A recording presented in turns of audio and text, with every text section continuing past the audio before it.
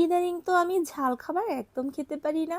তো সেদিন ইচ্ছে হয়েছিল মিষ্টি পোলাওয়ের সাথে মিষ্টি মিষ্টি কিছু আইটেম রান্না হবে। তো এই জন্য রান্না করেছিলাম ডিমের কোরমা। আর ইদানিংকালে ডিমের কোরমা খেতে আমার অনেক বেশি ভালো লাগে। তারপর রান্না করেছিলাম সিন্ধুমণির পছন্দের চিকেন রোস্ট।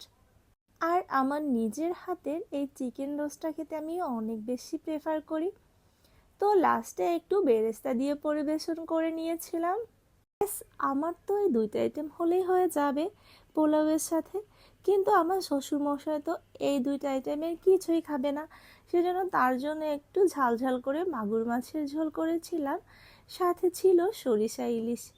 আসলে সে তো এই রোস্ট পোলাও বা ডিমের কোরমা কিছুই খাবে না, যদিও ঝাল মাংস হলে পোলাওয়ের সাথে সে বেশ পছন্দ করে।